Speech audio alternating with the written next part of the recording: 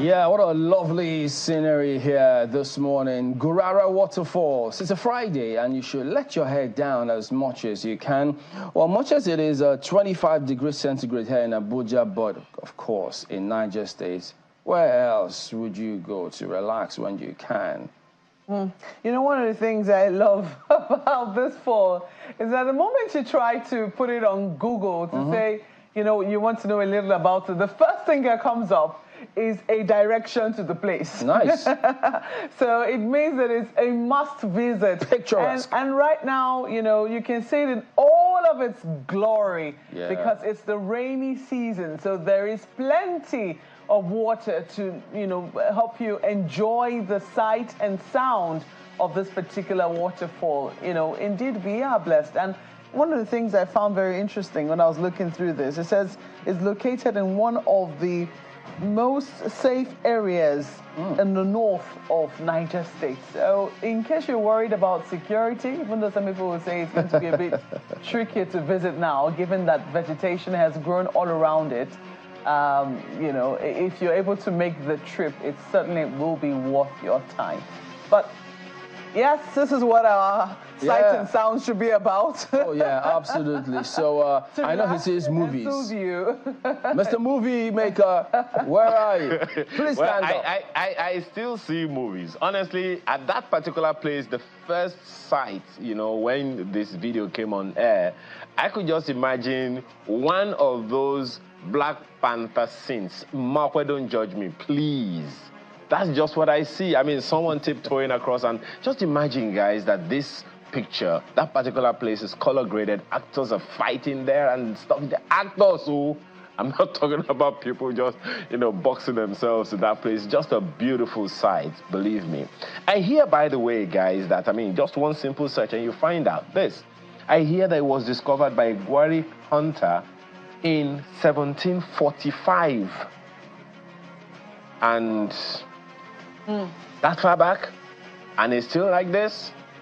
Oh, dear federal government and state governments, when are we going to maximize these massive, iconic monuments in the nation? Because, I mean, just imagine us building something around this. It's just beautiful, isn't it? Welcome. My name is Ayo. It's kind of sad, in the morning. Indeed, it's kind of sad, Ayo, that we do not know the name of the hunter, because the one that Mongo Park was said to have discovered, not only do we know Mongo Park's name, we also know where he was buried at the end of the day, which is talking about the confluence town. But we know that that was way there before Mongo Park ever even thought of discovering it. But hey, this is where we are. Mongo Park, please park somewhere. Let's enjoy ourselves this morning. Good morning, everybody. Welcome to Sunrise Daily. I'm Chamberlain. Good morning, I'm Maupe Yusuf. Let's take you through some of the dailies this morning.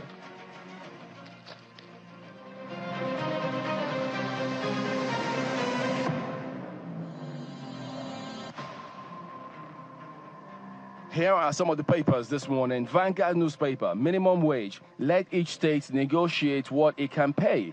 And that is ascribed to governors. That's a big lead right there this morning. Then to Daily Trust. Tinubu governors silent on minimum wage. So that's our day report. There's here today. Daily Times, Tinubu to governors. FG ready to provide needed support to ensure Nigerians are relieved of hardship. The writer tasks governors on food security, says states must work together to deliver on critical reforms. So, meaning the states have got to come to life right there. Nigerian Tribune is on a different tangent entirely. Private illegal aircraft used for drug trafficking, money laundering. Wow, that's ascribed to Kayamo. Says FG will probe licenses, clamp down on the indicted operators. The big lead on the front page of Tribune here today. Nigerian News Direct, pilgrimage sponsorship, mixed reactions trail NACON's operations as governors slam inefficiency. You might want to find out why. It's all here for you this morning if you do pick up the paper. Daily Independent, rising debts, interest payments may push Nigeria towards debt default. That's what they think. But they've got the minimum wage story, beneath that list story.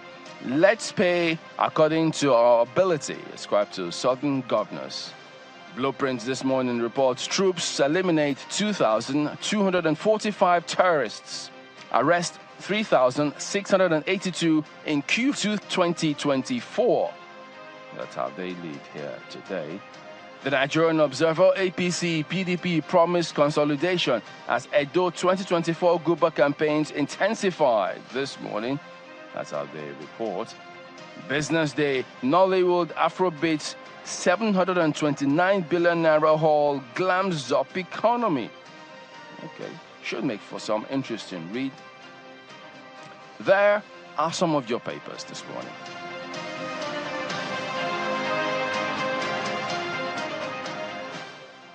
Well, my first pick this morning is from the front page of the Business Day newspaper, the last one that you actually you saw on your screen, when you're talking about Nollywood and Afrobeats hauling up, literally boosting the economy. And I'm just going to say the same thing that I've said over and over again here on this program, that this is an economy, this is a sector, this is an industry that has tremendous capacity that has not even been caught at all. Every morning, we'll bring to you skylines of different parts of Nigeria. This is part of the creative economy. Every morning. Now, I have also seen, I saw one, the movie is still upcoming from what I'm aware of, and that there are some sites there in that particular movie taken here in Nigeria, that if you see, when you see that movie, when you see those scenes, and anyone tells you it's done in China, you would not disagree, you will not argue. But guess what? It's somewhere up there in Kaduna State, right there in the city of Kaduna. And guess what? Many people may not even know that we have such in this country. And there are several other places like that all over the nation. That's just one. Now, we haven't really explored our music. There is a signature on the South African music style. There's a signature on the Indian music style. We are coming up with it now with Afrobeats. What are we going to do to maximize it for national image laundering? We also are aware, a good number of us are aware of how the American government used the movie industry, Hollywood, to boost the image of the nation. Is it something that that the Nigerian government and even state governments are looking at? I don't see anything wrong in states themselves commissioning movies. I mean, talk about in established people in the various industries to boost the image of the states. Talk about the potential of each state. Funding these shouldn't be much of a big deal for every nation, because whatever it is that is, what's the expectation?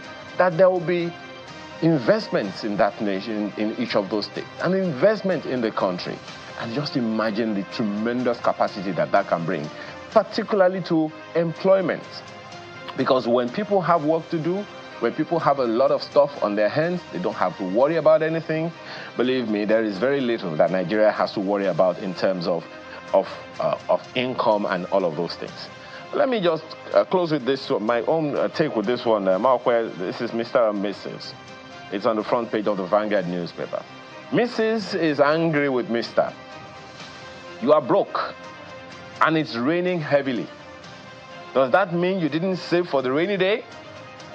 And Mr. replies calmly, I did. The economy drowned it. That's my take this morning. Indeed. I mean, what is happening with the economy right now, it will overwhelm any savings. And that's the reality on the ground. I'm sure Mrs. must be very aware of that. I'm looking at the front page of The Guardian this morning, and a very interesting story they have for you. Their big story, quite an interesting read. Igbo apprenticeship scheme, how lofty entrepreneurship system undermines school enrollment. We do know that for many years, many parts of the country, we're talking about how women or girls were the ones deprived of going to school because of a system that prioritizes the education of boys over that of girls. In the southeast of Nigeria, they had a different, set of problems, which was that they were finding it difficult to keep boys in school because they did not understand, why they had to be in school if they could make money easily through another system, which is this apprenticeship system. Well, it does appear that that has come under some analysis here on the big story that The Guardian is considering this morning. But that is not the focus of my take. The focus is this little story at the bottom here. Akpabio to approve request for jets as NAS okays validity of 2023 budget. Yesterday, the National Assembly did convene an emergency plenary session, both chambers of the National Assembly, and it was to consider extending the 2023 component of the 2023 budget till the end of the year. People whom we spoke to said they have never, heard of that before. What then happens to the capital budget for 2024? So there are big questions around there. But part of what came out from the Senate was this controversy on the debate for whether there will be a new presidential jet or not. And, the Senate president was said to have been misquoted, and also because it was unclear what the agenda of the National Assembly was to revoke this, there were speculations, and part of it, that speculation, The Guardian was said to have published a story saying that the Senate was reconvening because they wanted to consider whether or not there will be a new presidential jet, which they have since denied. But what we find very interesting is that the Senate decided to invite the reporter of The Guardian newspapers, which, if you ask me, I would say is an act of intimidation. If you're going to consider that and it's not on your table, it's not on the plate, for all we know, maybe it was and it was taken away, or maybe it wasn't there in the first instance. It was simply to say it's not there and it's not there. Were there clarifications? Because these are some of the things that have made the rounds up to when the National Assembly decided that it was going to convene this emergency plenary session. But this is what it is. It's right there. Yesterday, the Senate President did say that they were not going to succumb to anticipatory blackmail. That if the president needed a new vehicle, they were going to give him one. If he needed a new plane, they were going to approve one because of the examples of Malawi and Iran. And that was there. But he says it's not in front of them. And I think that should have put pay to it. Why did they want to invite a journalist to appear before their Ethics and Privileges Committee? It's unclear to me, Chamberlain. Well, the front page of the Vanguard, where the president did approve 50,000 naira to 100,000 households. Additionally, you're going to have this 155 billion naira, which is earmarked for the purchase and distribution of assorted foodstuff across the nation to address, they say, concerns about food security and affordability. So the question for me, among several other things, would just be that what criteria is it for this? What impact does it have in the scheme of things?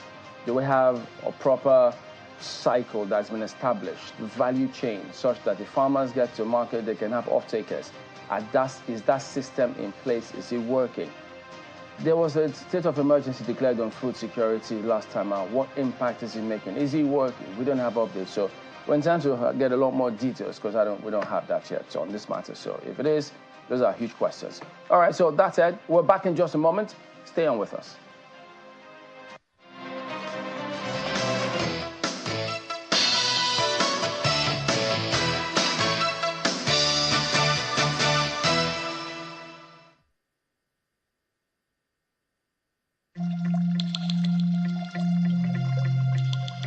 The Duchess International Hospital caters to every aspect of the family's health needs.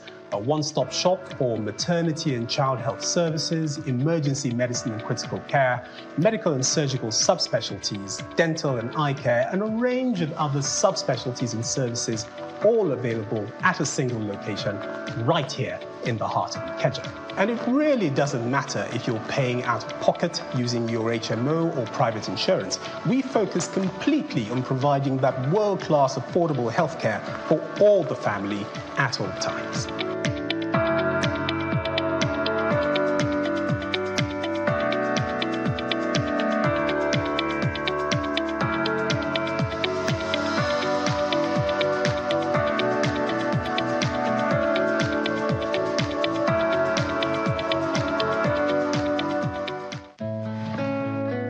future belongs to the dreamers, to the doers, to those who are not afraid of the side hustle. It's for those who are ready to turn their passion into something big. And to help keep you revitalized and inspired, Top Tea is with you every step of the way. You are made for more. Find your inspiration. Top Tea, big round bags of flavor. Navigating a challenging business landscape requires revitalizing your organization for sustainable success. Join Texam, UK's Professor Paul Griffith, the world's first professor of management, to lead a rocket launch at the Wheatbaker Hotel, Ikoyi, Lagos, from 17th to 18th July 2024 for a transformative 2-day session. This immersive Texam program, priced at 3,412,500 Naira after a discount, empowers senior executives with actionable insights for profitable growth. Leveraging interactive games, group discussions, and role play, Texam's proven methodology will elevate your strategic decision-making skills. Don't miss this opportunity to inspire competitive advantage and thrive sustainably amid economic uncertainty.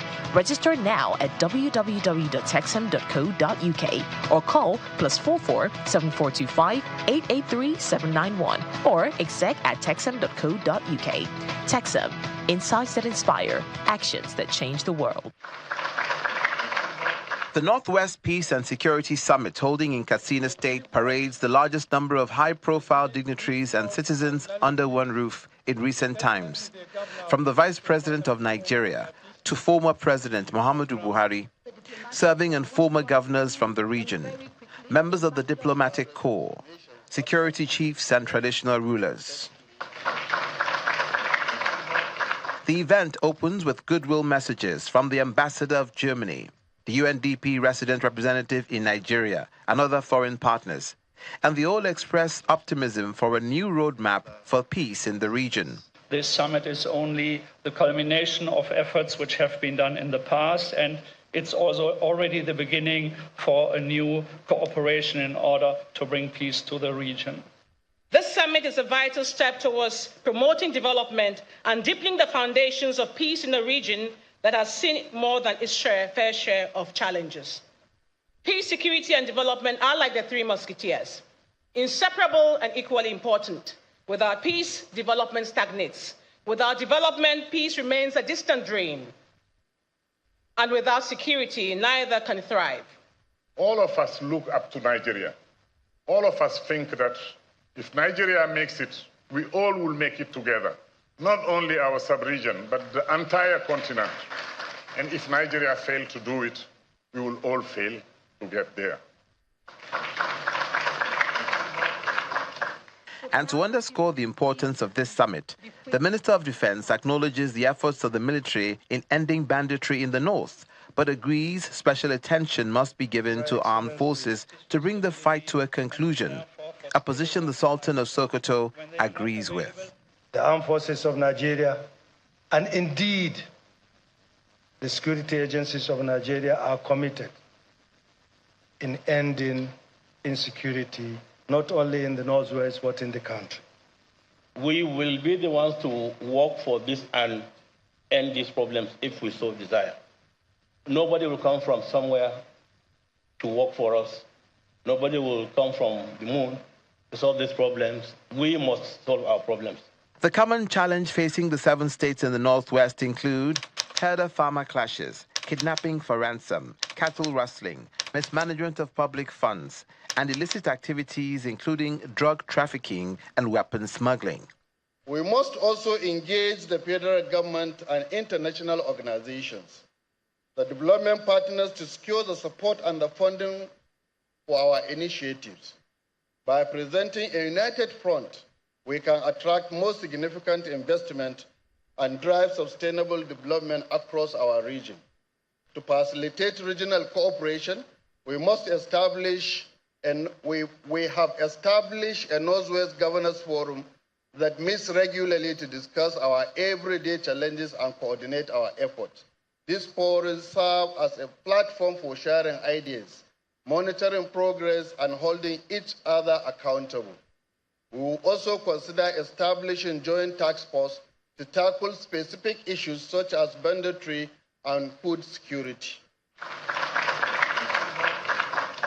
The Vice President and Special Guest of Honor, Mr. Kashim Shettima, then reels out federal government plans for the region. To build pragmatic solutions to our security compromises, we are strengthening collaborations among the services and other security agencies to ensure a unified approach. One of the non-kinetic interventions we have rolled out is the Fulaku Resettlement Initiative. We believe it is a timely solution to address some of the root causes of disputes and insecurity in the Northwest. Our choice of Sokoto, Kebbi, Katsina, Zamfara, and Kaduna states, and by including Benue and Niger State for inclusivity for the pilot phase, is strategically planned to create positive nationwide transformations.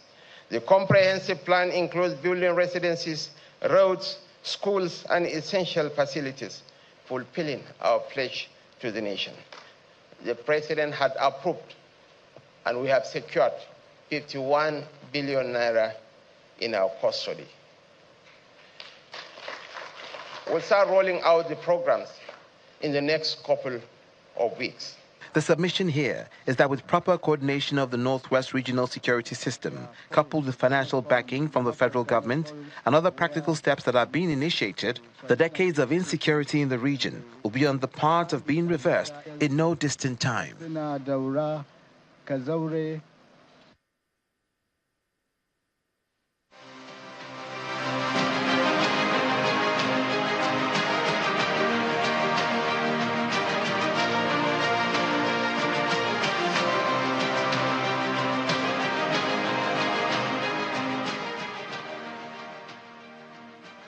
Welcome back. Well, yes, as you've seen there, we've got His Excellency Umar Namadi, Governor of Jigawa State, here with us. Good morning. Thank you for coming on, Your Excellency. Morning, John. How are you? Well, fine, thank you. Good. So, from security, I mean, it does affect everything. Both food security, inability of farmers to get to the farms. Even if they get minimum wage, it will amount to nothing if they can't make the most of it. So we'll start from then on and then dovetail into some of the other areas. You were in that particular meeting, and then your submissions too were duly noted. But in terms of solutions, I mean, we have persons who came here and told us categorically that Jigawa State had a template which they executed, still executing. Your predecessors came up with that, and they thought that if that were applied, the Northwest could have been or may have been a lot more secure than it is now. But first of all, give us your general impression about what you think of the challenge of security in Northwest region. Well, thank you very much, John. I think, like you said, just last week, we were in, this week, sorry, we were in Katsina, and we were able to bring all the stakeholders to discuss issue of security in the Northwest.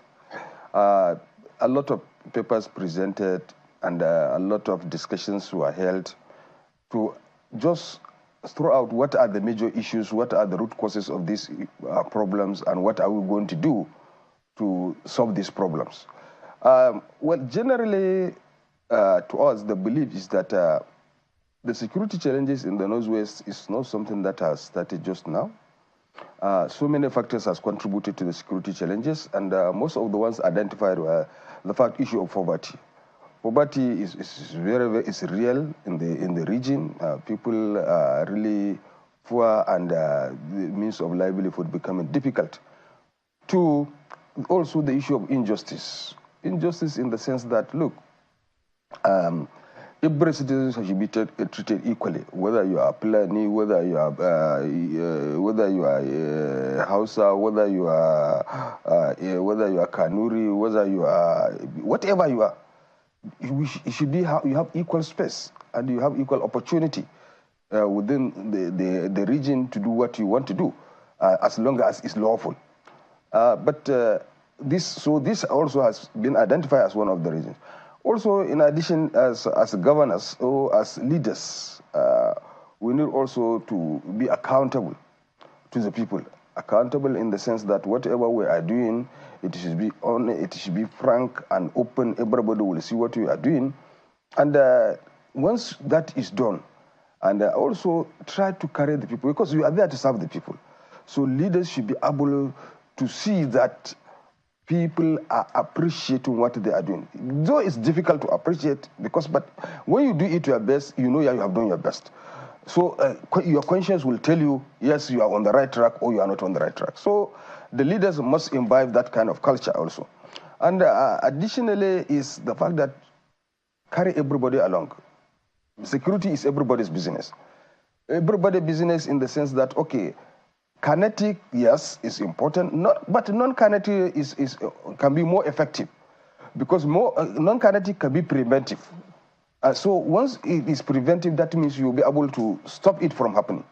So carry everybody along, the traditional rulers, the ulamas, all that are responsible, carry them along to ensure that whatever, because you are serving the people, so everybody should be involved in the decision-making process. Well, I do know that when you did think of this was transmitted live, usually a report doesn't do justice to, all the matters that happen at an event, because it usually has to be compressed.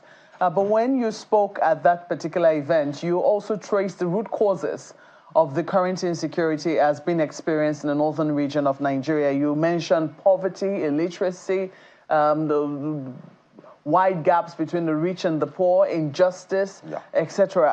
And I'm wondering, considering how aware you are of the depth of the problem and the root causes of the problem, what are you doing? What are your thoughts to how those things can be reversed and how the problems can actually be attacked from the root instead of the surface solutions we seem to be coming up with? Well, exactly. And that is why when we came in Jigawa State, we came in with our 12-point agenda.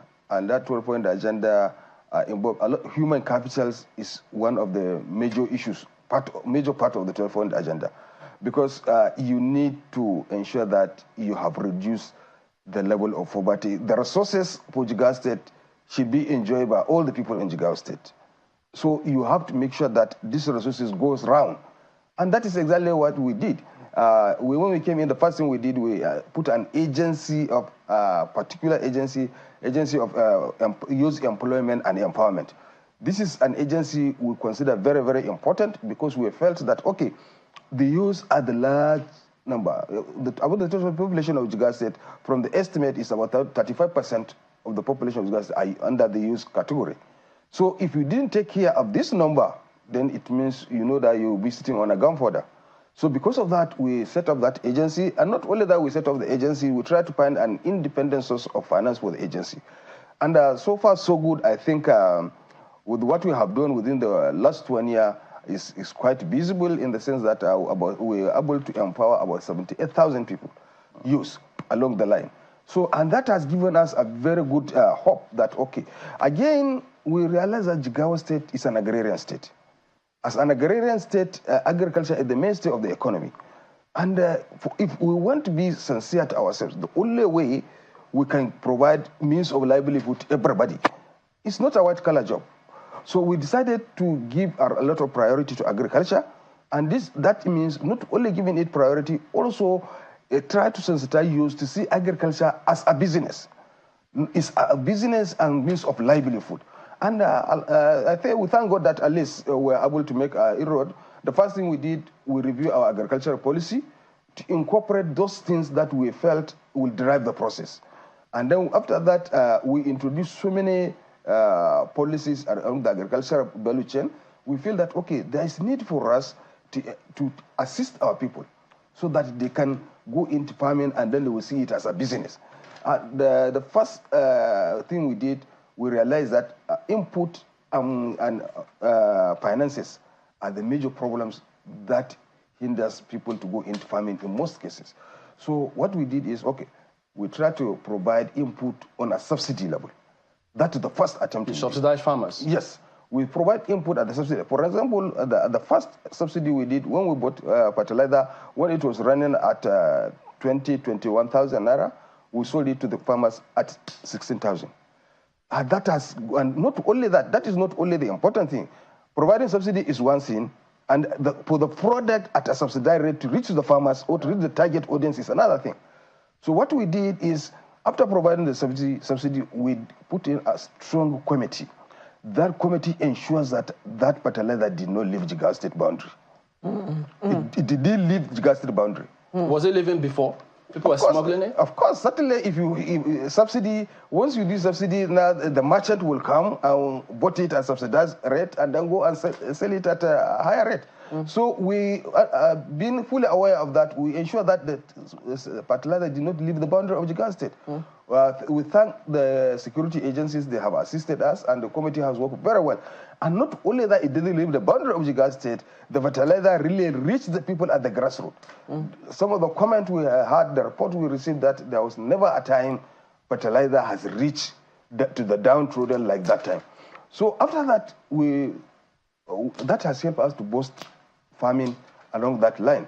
Now also, apart from that, we try as much as possible to encourage, to get our extension officers now to talk to the farmers, try to help them, see what they can do, and then try to give them the best practices. And that has really helped to boost production.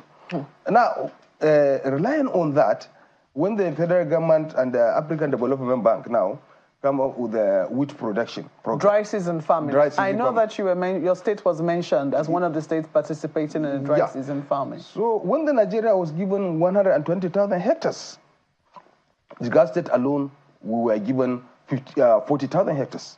40,000 hectares? Yes. And we took the challenge. We took the challenge because we felt that we have the people, we have the land, and our people have the experience. So federal government gave 50% subsidy. So when we sat down, we said, oh, look, 50% subsidy means about 180,000 naira for a complete package of 1 hectare of land.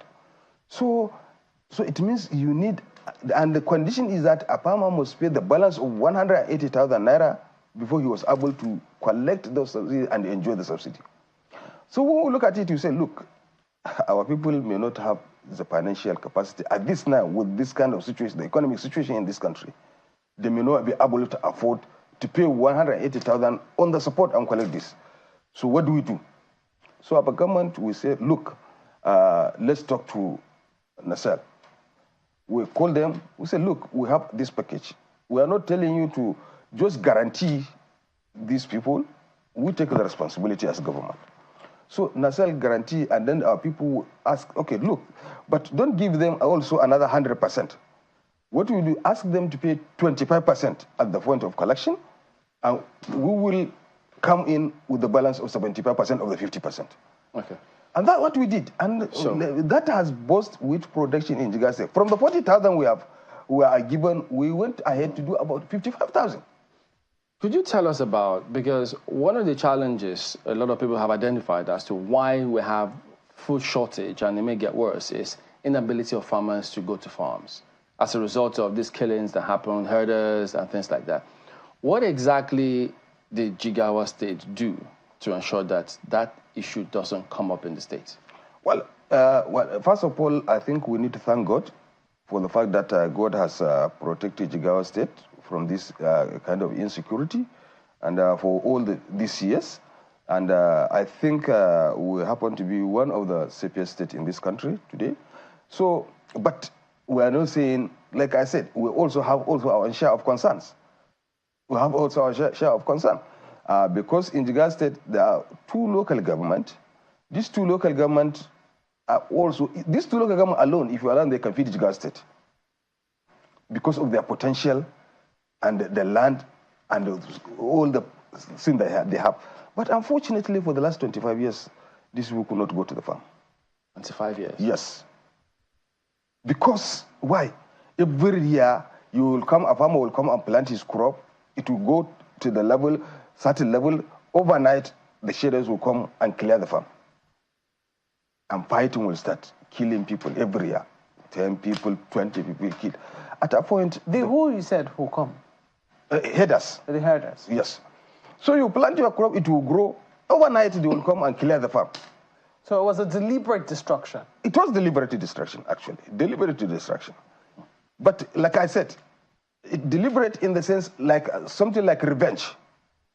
Yeah, the herders felt, okay, they don't have, their cattle route has been taken over, their grazing reserve has been taken over, their watering facilities.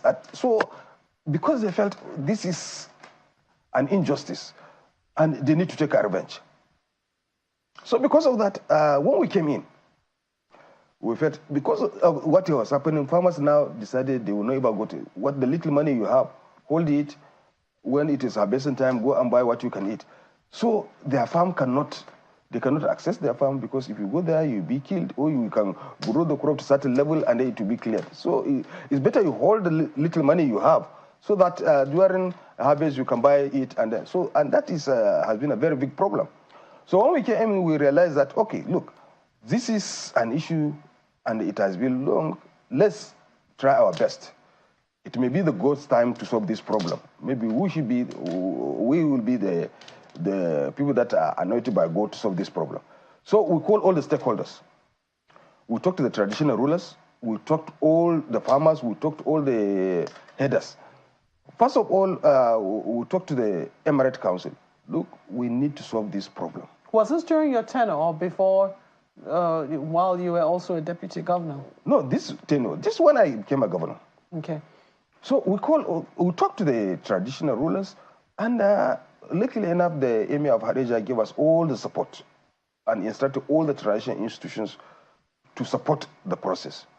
So what we did, we called all the headers, we called all the farmers. Each one we called them, discussed with them personally, independently. We lock the room and tell them, look, what is the problem in that place? Just let us know. Tell you, whatever you said, you are free. Nobody will charge you to court. Nobody will hold you responsible for what you have said. Even if you accuse somebody, he will not know that you accuse him. Just tell us what is the problem. And fortunately for us, these people open up. Even identifying 1, 2, 3, 4 people are the major problem. When we bring the headers also, we did that, the same thing to them. They say 1, 2, 3, 4, 5 people are the problems. Because if these people are there, they are the one instigating the Fulani, they are the one instigating the farmers. So what we did is, okay, the Emir of Hadejia gave us a district head, which is the head of Fulani in the Emirate. Then we appointed him the chairman of the committee. We brought 5 people from the farmers. We brought 5 people from the headers. Those that were identified as the major cause of the problem, we put them together. When we put them together, we asked them to, okay, we as a government are determined to solve this problem. And you be the vehicle to be used to solve these problems. We need an undertaking from you that this problem will be solved. Mm. Well, Your Excellency, issues started coming up. Right. One of the farmers stood up and said, no. He pointed out somebody. If this man is in this committee, I will not be part of this committee. Why will you not be part of this committee? Are you not from the same place? No, I will not be. So these things started dragging. I said, but is there any other objection from this one? They said, no, they are ready to work together. But this guy insisted he will not. I said, it is you that you don't want to do? I said, let me tell you. I said, you know I'm the governor and I'm chief security officer of this place. If you are not ready to work with this committee, that means today you are not going back to your house. I said, call the commissioner of police. I said, take him. That means you are the problem. So go, keep him there with you until we finish this program. When people have started going their farms and when things normality, he will come back. When the commissioner of police took him for 3 days, the man started saying, no, he's ready to join the committee.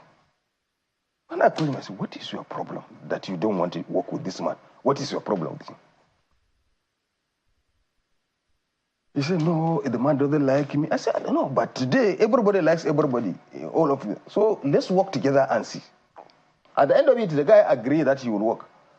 To cut the story short, at the end of it, this committee, we give them all the logistics, we give them all the support, and the security agencies also give them all the support. And at least I would have time, at least a week, either I will go there, or the secretary to the government will go there, or the deputy governor will go there. Somebody will go there, or the emir will go there. So we give a moral booster to the committee. And they started working. And by God's grace, we have started seeing problem. If any header come in along the line, they will stop him, They say, look, we have agreed to sit to be well. Nobody should come here. So they took care of their own problems by themselves.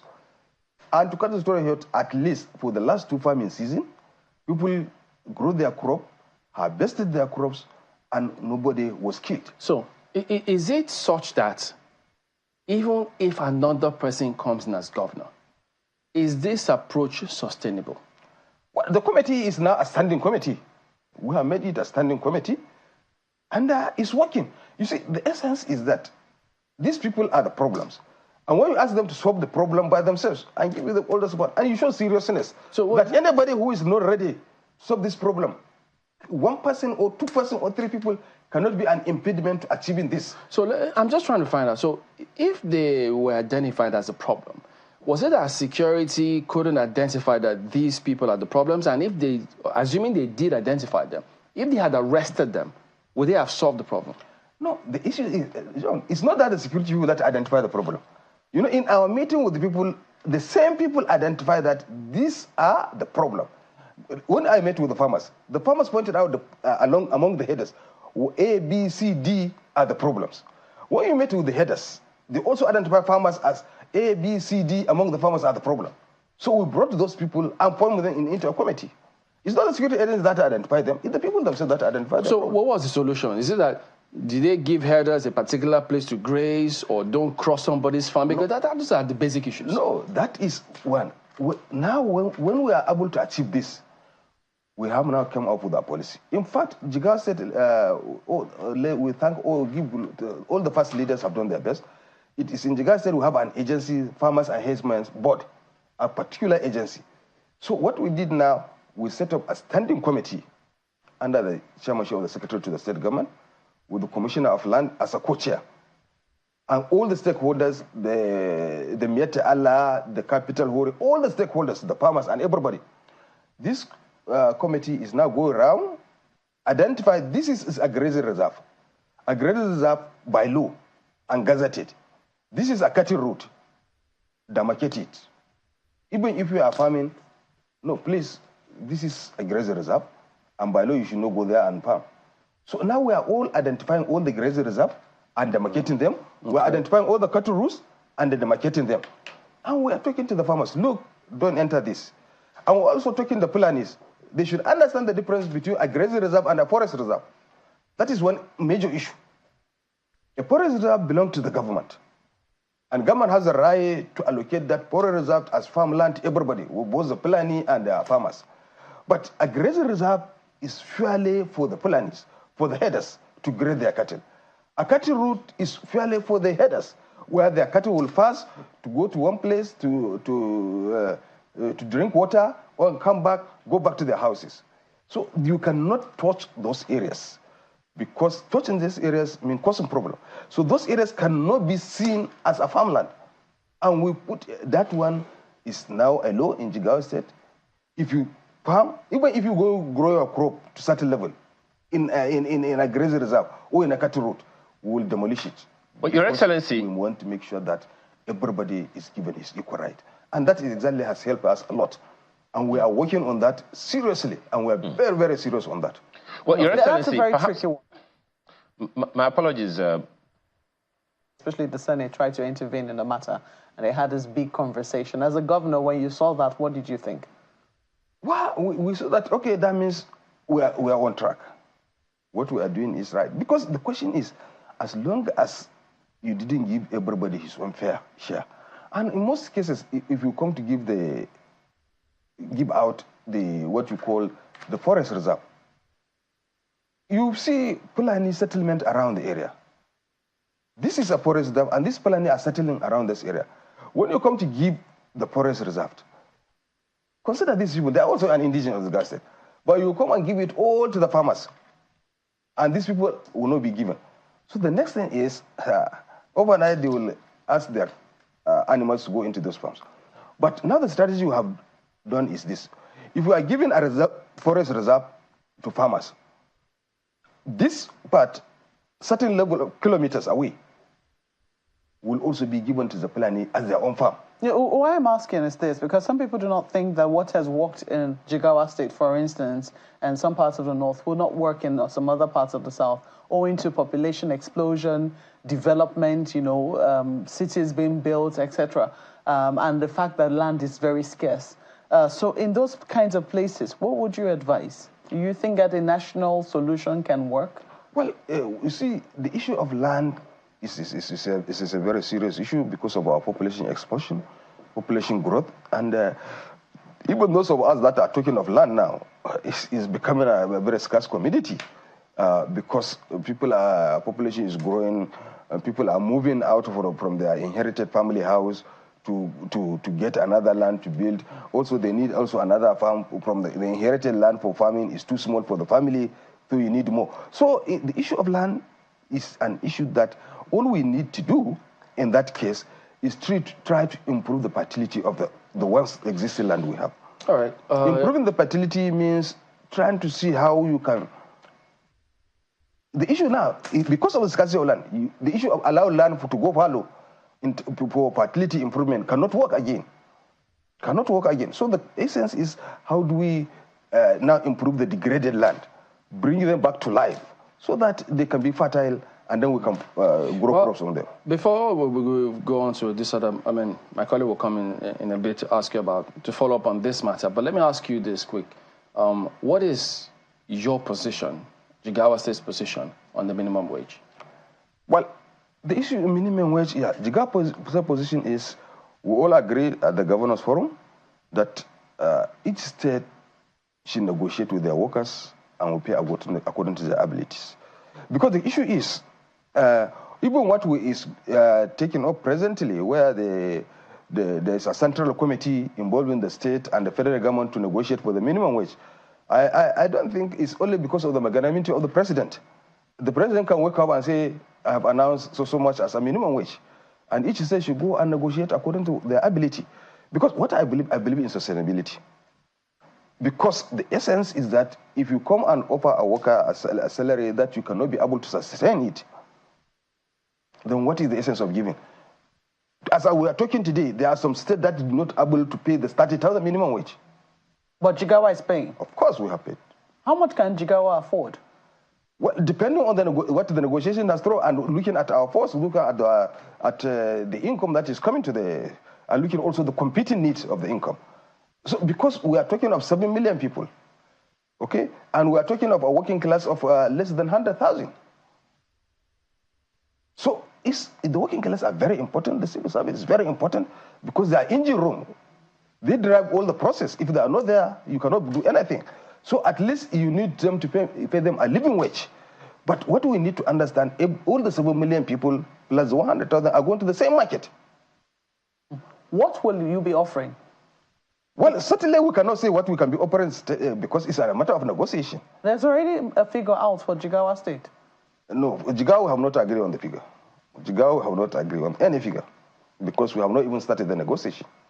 Are you negotiating with government, labor, or waiting for government to come up before you? No, but the practice we have in Jigawa State is we put a tripartite committee, including the labor, the stakeholders, and then work together and agree on a figure. The last minimum was 30,000. I chaired the committee when I was the deputy governor. I chaired the committee and drive the process. So we are going to do the same thing in Jigawa again. Ayo. Thank you, Chimele. Well, Your Excellency, perhaps one of the things that might be comforting for a number of people would be what else is Jigawa State willing to offer to the workers in the event that whatever minimum wage you agree with is not satisfactory to labor? Well, like I said earlier, in Jigawa State we have a practice. The practice is that once a minimum wage has been agreed, then we'll go back to the state and sit down with all the stakeholders, the NRSC, all the members, the TUC, and everybody, and all the stakeholders, the head of service, director of salaries, everybody, and then we come and start negotiating, then we agree on a figure, and then we announce a minimum wage. Like I said, the last 30,000 minimum wage, that was I chaired the committee when I was a deputy governor, and we were able to agree and then come up with a figure. No, so the same thing today, this time, once it's finalized, we are going to set up a committee involving all the stakeholders, and we negotiate based on the resources available, on the reality. We tell them what is reality.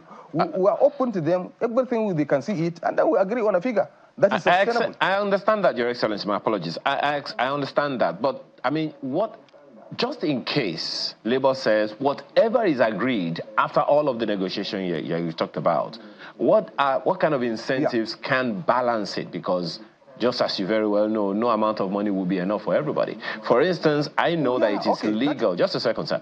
I know that it is legal, for instance. I mean, talking about the issue that we were addressing the other time of agriculture, that civil servants are allowed to farm. In fact, I think there is a state who has said, look, you know what, they have certain designated dates for the civil servants and workers in government to go and farm. And another part of the food security plan. So is that something that Jigawa State is also considering, to give the workers some other incentives other than just cash in the event that it's not enough? Certainly. Now, presently, the last State Executive Council, we have agreed that, okay, we are going to set up some sort of cooperative shops all over the state for the workers to buy food at a subsidized price. And that we have gone far, and we are going to set up this, we are going to sell all the basic needs, and we'll give it to the farmers, to the workers at a subsidized price. We are working with the technology to ensure that you didn't buy more than what you needed, and then there should be a cap on what you will do. So the committee is working on that, and I'm sure by the time we roll out that, it will also serve as also another incentive to the workers.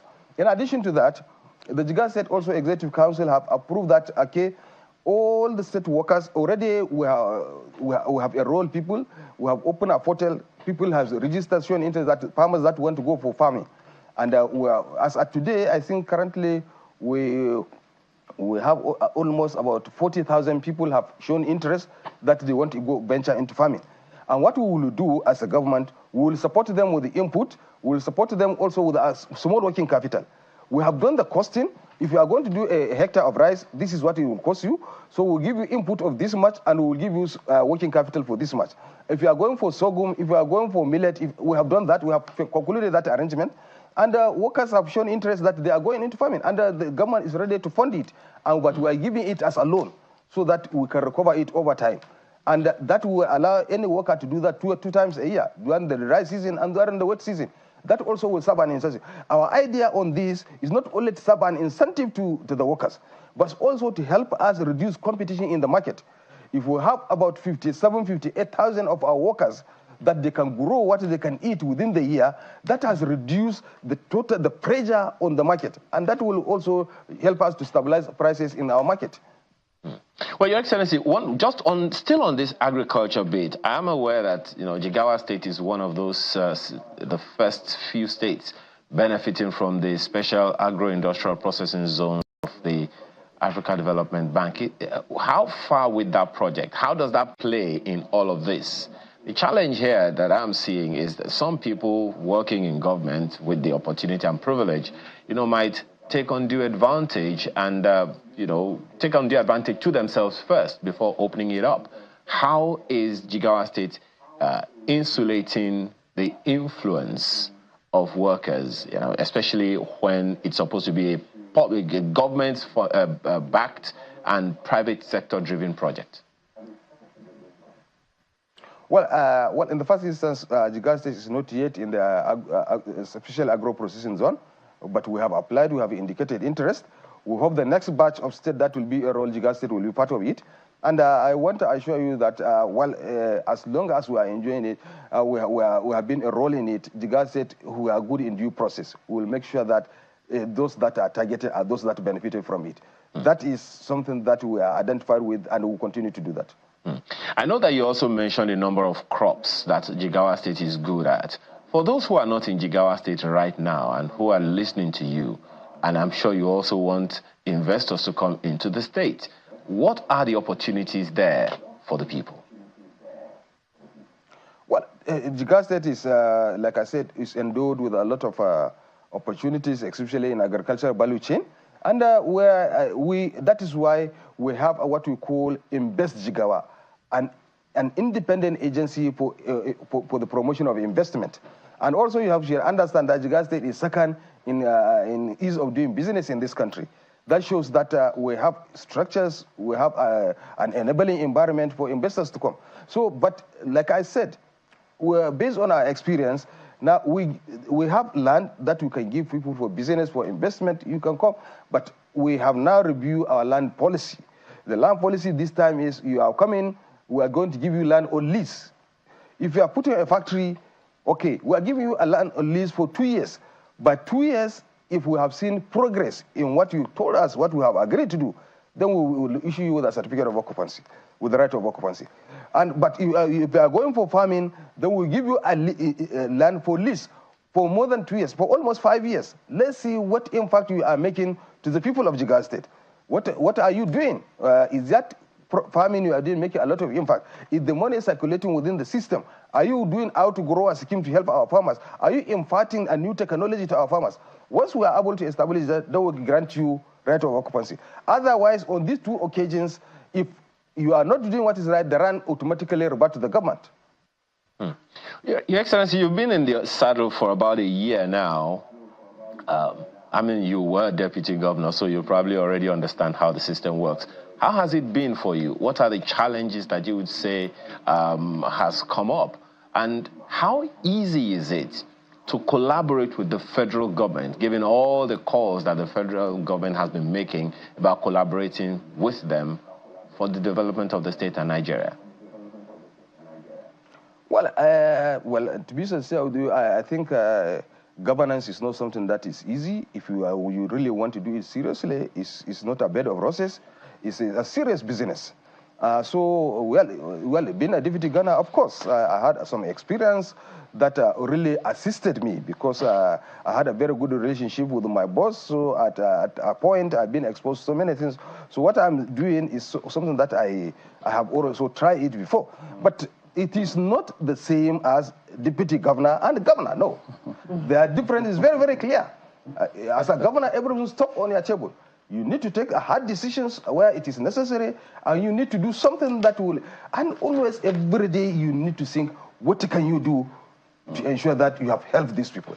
We are always in the field. We have seen the level of poverty. We have seen the level where people are, the need of the people. So you are always the staff, 24 hours, thinking of what can you do to improve the life of your people. Just before we go, as you wind down, Your Excellency, could you tell us, does Jigawa State have a social register upon which you can distribute properly, whether it's palliatives or anything whatsoever? Well, I think, yes, we have a social register, and let me tell you even, the World Bank will tell you on the issue of the NKS program. If the NKS program we are doing in Jigawa, we have a social register. Not a political one that your supporters are the ones that fill the list. Not at all. We have a standing committee for targeting in Jigawa, as we are talking today, targeting what those that are supposed to be. These people will go into the hinterland. If you see some of the videos, you see them at a point, they will reach a stage where the car will not go there. They will drop and go and meet the people. And what we are doing, if you go there, okay, we have 100 support that we give to this community. This 100 support may not cover everybody in this community because that community is targeted. But you people know who is the most needy among you. So the people will now say, A, B, C, D. If all agree that, okay, we take these people 100. If they say, no, I need, say, okay, do balloting.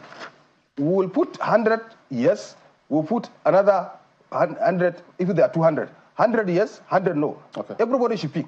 And that's how we target people. So that is exactly what we are doing. So our social register, even the ones we have, there is a genuine social register that takes care of, and it's not the state government that has done it, we also involve the stakeholders. All right, Your Excellency, Umar Namadi, Governor of Jigawa State, thank you very much indeed for your time here today. Thank you so much. I really appreciate the time, and I think I really enjoy the discussions. Yeah, we hope, we wish you all the best. Thank you very much. And the state as well. Thank you so much. So that is it with His Excellency, but don't worry, Business Morning on Sunrise today comes up now.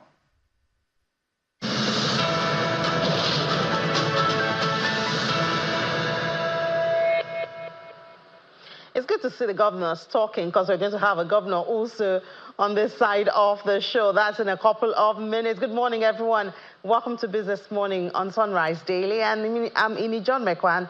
We'll do business in just about 30 minutes, beginning from what's going on in the global space. And when we look at the global space, we begin with the global oil prices. In Asian trade, we saw this morning that they were poised for a third straight weekly jump, buoyed by growing expectations that the United States Central Bank will soon start to cut interest rate and firm complex refining margins. We know that the issue of interest rate cut by the United States has been on for a while. It was moved from June, September, and now it seems September is getting close, bearing any other unexpected happening. Well, Brent features for this morning that expired. That's one for August to expire today. We see that it's 0.56% up at $86.87 a barrel. WTI also up $82.26 a barrel, 0.64%. We've been seeing a whole lot of big movement when it comes to oil prices in this week. And we can tell you that that expectation of easing of interest rate by the Federal Reserve is top on the list of the drivers, and traders are now pricing in 64% chance that there will be a first cut in September. It used to be about 50% about a month ago. But there's also that capping it. The United States dollar is at a 2-month high. We know that when the dollar is higher, then those were other currencies, mostly, China is top on that list. They reduce their demand for oil. So that's capping it. Political uncertainty, however, in France is increasing the price of oil. Now we come to Nigeria. We're still looking at the Naira. We're still going down right there. NAFEM, we see that the Naira is now 1,000, or closed at 1,510 Naira, 10 kobo at the close of trade yesterday. And look at it, it dropped 0.15%. Do we see an end to this? Do we see an end to this? We hope we don't get to that 1,009 anymore. Something happens very soon. NAFEX also 1,514 is what it closed with after it dropped almost 1% at the close of trade in the market yesterday. So what could happen to change this? We see a lot of people talking about this. Trust me, even Nasima is concerned about that. But we will get to that in a couple of minutes. Before we get to Nasima and, of course, to the subnational, continuing where Sunrise Daily stopped, let me tell you where I was yesterday. So yesterday, Ladi Williams had to take care of both programs because I had to be in Abuja, and this is what I was doing.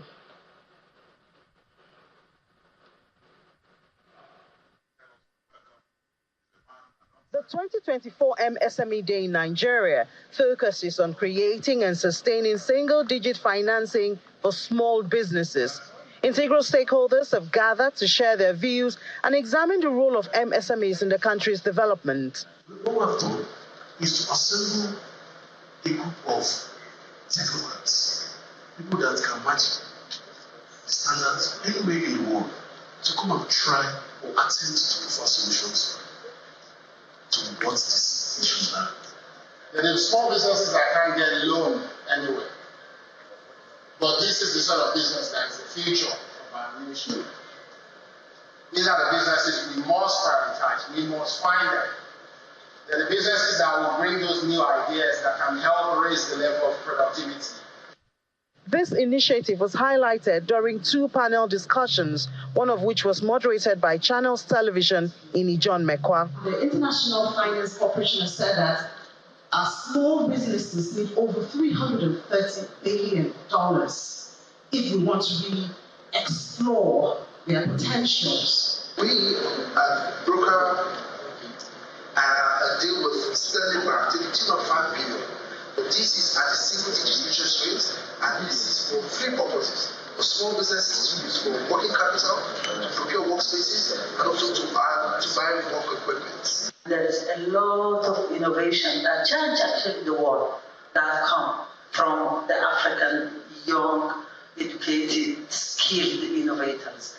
But what happened is actually they do not receive from us, and when they say us, it's the member states and it's the financing institutions, is that they do not receive actually what they need, and we lose this innovation. One challenge small businesses face is inadequate education about proper planning and execution of the loans they aim to obtain, and this is also a topic here.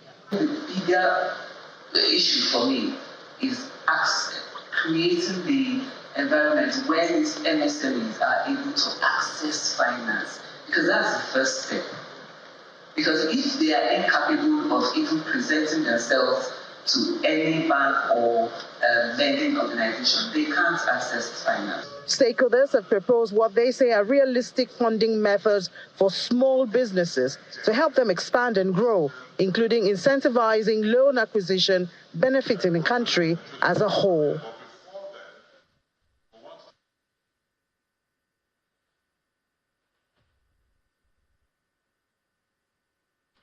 So that's where I was yesterday, and we had very interesting conversations. Of course, all of them could not be captured in that just about 2 minutes report. And while the senior special assistant, the host of that meeting, is looking to creating a platform of giving single-digit loan or financing to small businesses, some high points that I believe he took out from that, coming from the Central Bank, the Bank of Industry, Afrexim Bank, and we had that Deputy Managing Director of Access Bank. First of all, such packages must have the element of capacity building and bookkeeping for small businesses. Also, the issue of de-risking, so that this came from the Central Bank representative, one of the directors there, saying that, well, if anyone is going to be interested or investing in that, then they have to know that we're sharing the risk, and so I carry a minimal risk and other people also carry. So these are some of the elements that came out of that conversation, and we hope to have the Senior Special Assistant on Job Creation and MSME soon to tell us how he's going to follow through with some of the findings or the outcome of that celebration of World MSME Day. So that's what I was doing yesterday. But on the other hand, there's also Nasima. Obviously, the talk about crude supply and availability to local refiners is still in the news, and they are concerned also, but that's just one of the things they talked about at their stakeholders meeting. An enabling environment for businesses to thrive in Nigeria is yet to be attained and remains a huge concern for the Nigerian Association of Chambers of Commerce, Industry, Mines and Agriculture, NASIMA. Their second quarter council meeting can hardly avoid discussing their realities in carrying out daily activities. The association has also factored in how PMS supply from Dangote can ease their work. I also appeal to the government to support Dangote so that at least his rollout for the fuel, that will reduce the request or the use of our limited foreign exchange to buy import fuel. And that itself will impact the price of Naira if it is properly channeled. This idea of issuing new licenses, which was recently mentioned, to various people to import substandard fuel, we condemn it. And if we already have a local one here, why are you trying to import? Give the man the crude. He's not asking for credit, he wants to pay. So these are the challenges, and we ask government to provide some of these so that they can be a more enabling environment. This gathering is proof of the enduring spirit and resilience of Nigeria's business community. Representing the governor of Lagos State, the Commissioner for Commerce, Cooperative, Trade and Investment assures the association of plans to ease doing business in Lagos. One of the key priorities for our administration is to address the infrastructure deficit that has long hampered economic activities in our country. We are making significant investments in power, transportation and telecommunications to ensure that businesses can operate efficiently and competitively. In addition, we are working tirelessly to simplify regulatory processes and eliminate bureaucratic bottlenecks that hinder business operations. Our aim is to create a business-friendly environment. The meeting also discussed some internal issues, including the clash of dates for trade fairs. They prefer that regional chambers should collaborate with key stakeholders, including states and federal government, for better output. So it's all about ease of doing business. We have that promise there from Lagos State. Now let's talk to Nasarawa State Governor, Engineer Abdullahi Sule joins us from our Abuja studio. Good morning, Engineer. Good to have you, Mr. Governor, at this time. And I'll just follow up on that report. I hope you heard where Lagos State is promising to, well, every state has been promising the ease of doing business. Now, I know that you are very intentional. I mean, we've had you a couple of times here on Business Morning, the lithium factories and what you're doing to support industries. But I guess I should also ask about the issue of bottlenecks, which is what the commissioner from Lagos talked about there, what Nasarawa State is doing to ease business registration, bureaucracy, and bottlenecks. So thank you very much. I think, and thank you for having me, there are several challenges really. Registration, tax breaks, and those kind of issues are secondary. The primary challenges that you will see when it comes to the issue of setting up businesses are far more than that. People actually come across challenges of infrastructure. Most of these sites, take the lithium you have mentioned, for instance, most of these sites for mining, we have to go and construct the roads leading to those areas. We have to provide water in the area. We have to make sure there is electricity supply in the area. And some of those ones are beyond what Nasarawa State as a state can do.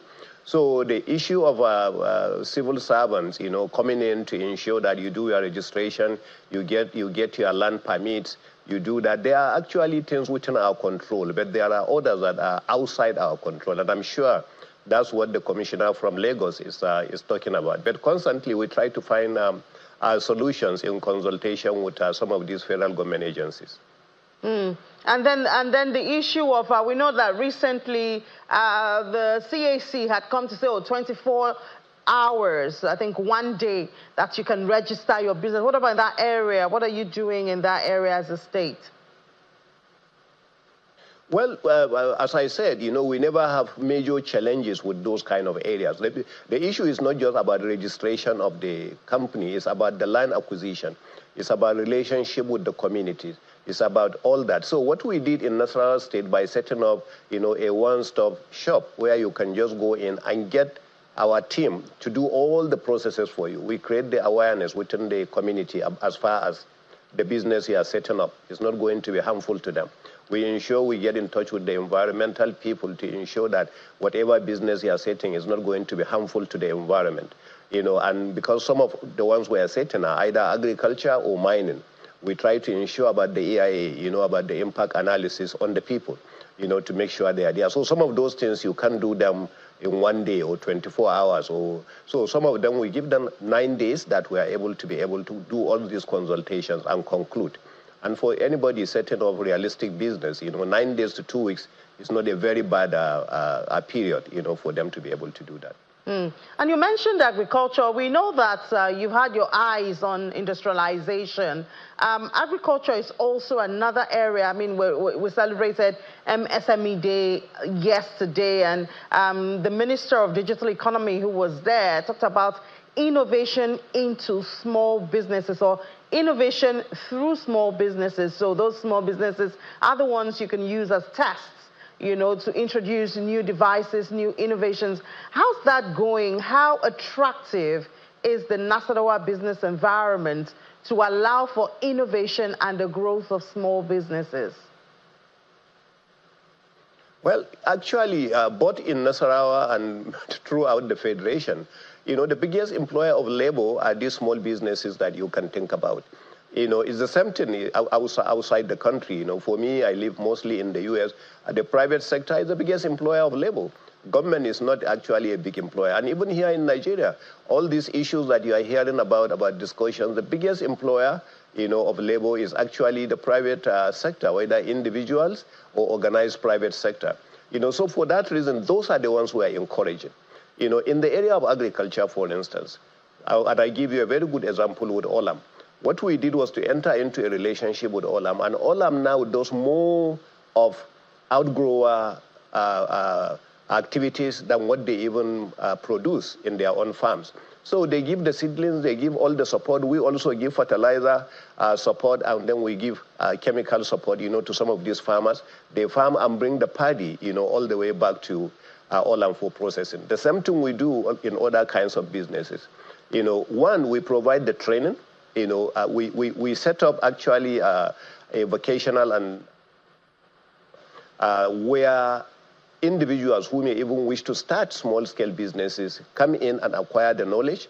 And through the Bank of Industry, we set up, again, by providing the counterpart fund, for people to go and borrow money from there, so that they can be able to set up their own businesses, especially the youth that we go ahead and give them. So we provide the training, we provide the source of funding. And in most cases, people who are interested in land and this, we also try to give them support in those kind of areas. So those are the kind of support we'll be able to give, because I came from the private sector myself, and I know that the biggest employer of labor throughout everywhere around the world is actually the private sector, not government. So that's the reason why we practice that. What sector would you say there's a concentration of businesses, small businesses in Nasarawa State? What sector? Well, actually, the traders mostly, are the ones who are the biggest employers. So we have a lot of small traders mostly. We do have the agro-allied employers. They are also big in size as far as Nasarawa State is concerned, and that's why we are setting up an agro-processing zone, so that these people will also benefit, from those kind of areas. But the biggest ones are mostly in Nasarawa State, are mostly the traders. People actually who do the trading, they are neither the trading in form of food items or other products.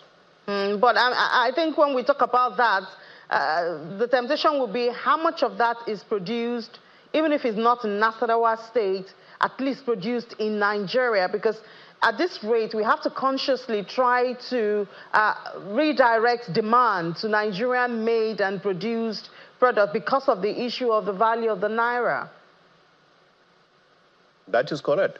And that's the direction we are going. So for us now, if we concentrate on agriculture, almost 50% is agriculture. I doubt, we are seeing any promotion of, say, rice, corn, yams, cassava, sesame, or things like that in Nasarawa State. Most of what you see are produced locally in Nasarawa State. Then we are going out into the area of the mining you mentioned.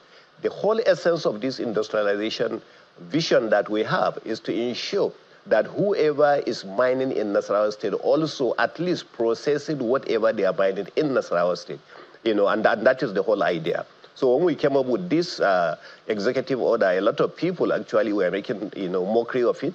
Today, it has yielded big results, where we are now having the biggest lithium mining processing company in Nasarawa State. And every day we get more and more people. But now it has going in more than mining of lithium. We are now going into tin mining. We are now going into columbite, into zinc, into lead. So all these companies are now springing up. And then we are insisting, at least do the first stage processing in Nasarawa State. So that's where the made in Nigeria, and that's where the reduction in the FX pressure that you are talking about comes in. So as long as we are not doing that, then there is going to be continuous pressure, on that. And one area really that we can do very easily in Nigeria, is even some of these companies that are making drinks. Most of their concentrate are imported. When in reality we do the farms of all these fruits right here in Nigeria.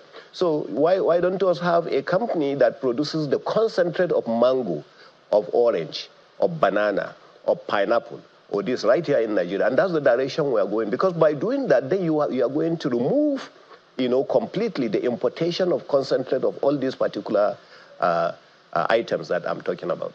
Yeah, honestly, Your Excellency, that sounds really good. When there's an intentional plan you know, to cut out that importation. But tell us, what's really the plan? Do you have a timeline? I mean, timeline is what I work with, because otherwise it's just promises that will come and go. What things can we look at? I'm talking about this very intentional efforts to cut out the importation of the concentrate, among other things. No, that one I'm giving you as an example. In Nasarawa State, we did not set up. We are not biggest producers of mangoes. We are not biggest farmers of pineapple. We are not, but I'm saying, you know, states that have this kind of, we are big in agriculture, and I have explained to you what we do in agriculture. We are very big in mining, and I explained to you what we are doing in mining. But I'm saying there are some states that are very big, for instance, in pineapple production. Nasarawa is not one of them. There are some states that are very big in orange, you know, farming. Nasarawa is not one of them. So if such states have the capacity, you know, to say, all right, we will go that, and then we will have an executive order, whoever makes mangoes or pineapple or orange or this in our own state. Also, let us try to see part of it is being produced as concentrate for other states. You know, we can't be a jack of all trades. We can't be doing this and this and this, and then I tell you I'm going to do concentrate for orange and pineapple or this. We may not have enough land to be able to do that. One thing that we are doing is that today, let me give you sugar, for instance. Nearly 95% of the sugar produced consumed in Nigeria is imported and refined. So we are saying the backward integration of that is going to be a situation where you produce it locally. We are lucky. Dangote has come in and set up on the 68,000 hectares of land where the sugar will be produced there in Nasarawa State. And by the time that project is completed, which we are pushing, that project has been dragging on and on and on because of FX. You know, so by the time that project is fully operational, we will be producing not less than 400,000 tons of sugar in Nasarawa State alone. That is already 1/3 of the entire consumption of sugar in Nigeria. So you are saving 1/3 of what you are using now to import raw sugar from Brazil. You know, so those are the kinds of things we concentrate and focus and follow, rather than saying that I'm going to pick every one of these challenges and say I'm going to follow on them. All right. Well, I mean, if we have Nasarawa focusing on sugar, and then you have the lithium and the cobalt and those, and then perhaps, Your Excellency, we can plead with you to help us speak to your counterparts, the other governors of Nigeria, to also sow this part, perhaps choose, even if it's one crop, and then, you know, focus on it, and then we can at least be self-reliant in such areas. I do agree with you, but, you know, we discuss as peer groups, but, you know, you can only discuss such issues. And a good example is Mr. President himself. Yesterday, we had a meeting with him, and part of his discussion with us yesterday and request with us is, please drive one aspect of agriculture. Exactly what you are saying. Let every state pick one aspect of agriculture and drive on it, concentrate on it, and make me proud, you know, and make Nigeria proud. And I think because when we saw the conviction in him, you know, trying to ensure that happens. In fact, I was one of them telling Mr. President that, Mr. President, we see the conviction in you. We see you want to do that. But some of those things, Mr. President, don't happen overnight. Take the sugarcane I told you, for instance. You take sugarcane, you plant it, it takes you 1 year before you can harvest it. And by the time you're harvesting that cane, you may discover that that particular area is not where you have your best yield, for instance. So you have to change. You have to change to another direction and things like that. So those are the kind of things. So there are things that happen, but they take time, they take knowledge, they take conviction in you that that's the right thing to do, and they take a lot of vision, you know, and courage to do that. So it takes a lot for us to be able to pick on every one of them. But we can only discuss them, like you said, and we're discussing them. All right, Mr. Governor, the issue of multinationals exiting the country, I mean, looking at it broadly, it will have two sides. So it could be an opportunity for local industries to step in. But, I mean, we know what it's doing to cost of those commodities, pharmaceuticals, and all of that. What would be your low-hanging fruit in dealing with the issue of this exit of multinationals at this time? I think the biggest is agriculture. If we can even concentrate, again, the same subject you and I are discussing, you know, concentrate and say we are going to produce 100% of our food, and we are lucky there are some other countries around us, that will rely on us, because even if they want to do the agriculture, it's more difficult for them to do that because of the nature of their own soil and where they are. So if we pick that and see, this is the lowest, in fact, hanging fruit that Nigeria has at the moment. Now, Nigeria has a huge population. Small-scale industries will sell any day in Nigeria. Let's take, for instance, a confectionery company decides to exit Nigeria. We can have local companies to pick up. They don't have to be as big as the company exiting Nigeria. A group of people, and Nigerians actually have money. Let them bring the money out. Set up small-scale companies. If a company is producing 10,000 tons a day, go ahead and produce only 500 tons a day. And then we have 20 of you, then you meet up that other company. Those are low-hanging fruits, But as I told you, they require all those items that I have listed to you.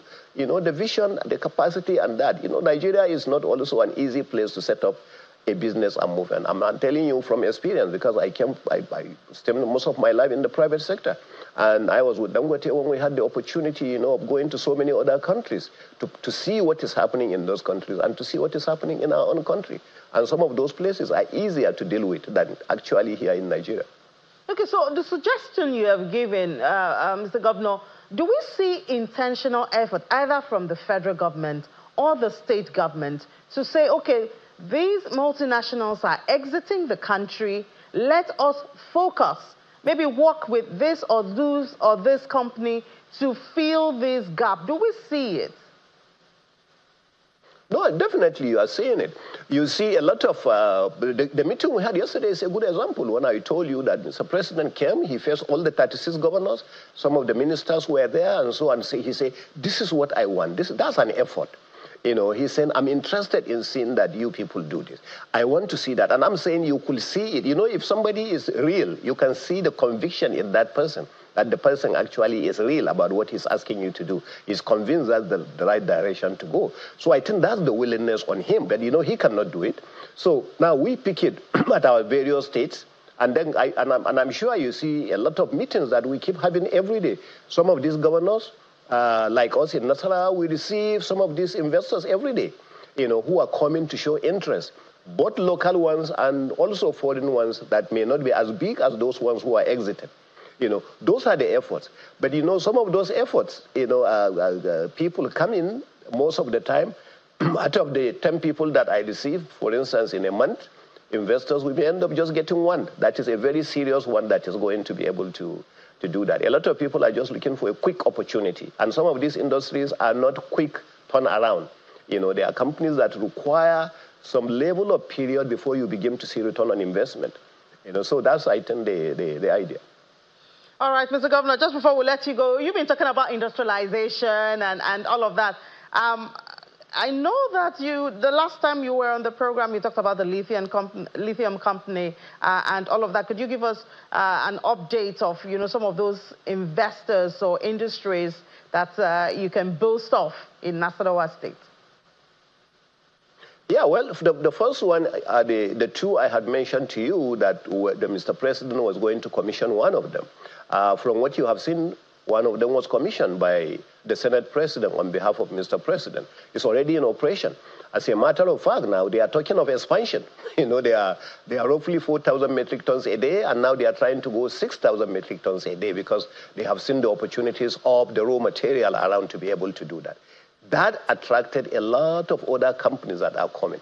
In fact, just before that one picks up, we have a beneficiation company that comes in. They don't have a mine, but they buy around, from other small miners, and they bring it to their own factory and process it. I also commissioned that particular company.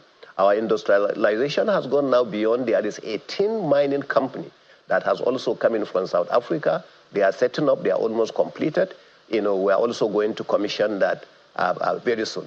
And they are going to be processing purely tin. And we have seen the level of tin content that they have also in that area. We are doing all this in conjunction with the Ministry of Industry, because Ministry of Solid Minerals. And we do have our minister, Dele Alake, who is also showing the same level of commitment. I see a lot of conviction in him trying to make sure he leaves some legacy as far as this aspect is concerned. So most of the industries that we are pursuing, both in the area of agriculture, in the area of mining, thank God, each one of them actually is either being commissioned or about to be commissioned. And we'll continue to pursue for more. All right, and we'll continue to follow your story, Mr. Governor. We hope that your peers will also, do the same thing and have a lot to boast about. We will gladly take it on air. Thank you so much, Your Excellency, the Governor of Nasarawa State, for your time with us this morning. Thank you very much. It's always a pleasure, actually. Thank you. All right, so it's time to get back to the Sunrise Daily Studios. We can only have time to tell you that yesterday the Treasury Bills market made the news, headlines everywhere. You get details at 1 p.m. I'll be back with Anyete Edet, so do join me. Let's head back to the Sunrise Daily Studios.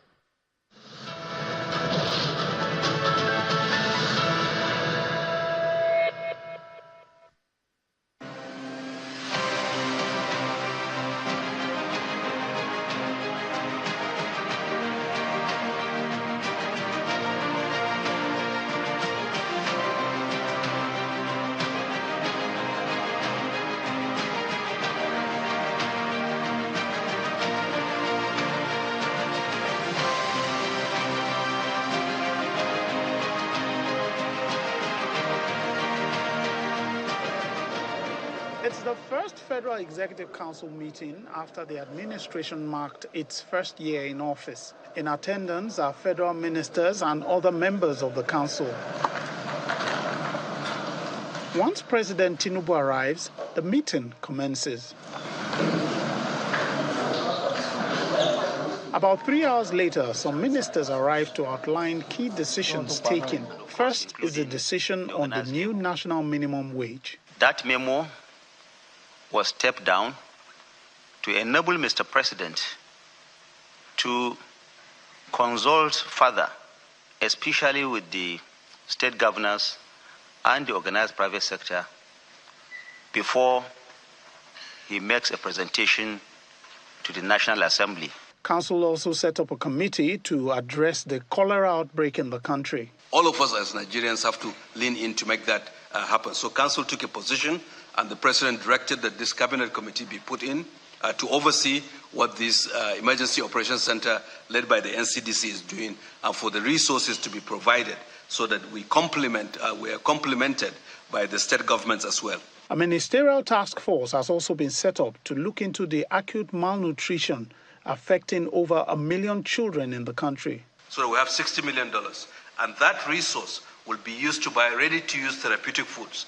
There are 3 manufacturers of ready-to-use therapeutic foods in Nigeria, and we would ensure that these are products that are bought locally. There are 1,200 sites for treatment, and I can give you the list of those sites in the states where children who are acutely malnourished will be attended to. So there are many elements in a multi-sectoral way that this administration is trying to do. Council also approved a ban on the use of single-use plastics in all ministries, agencies and departments of the federal government.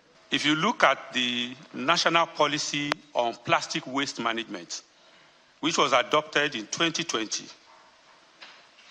it envisaged that by 2025, January 2025, some categories of plastics will be banned in Nigeria.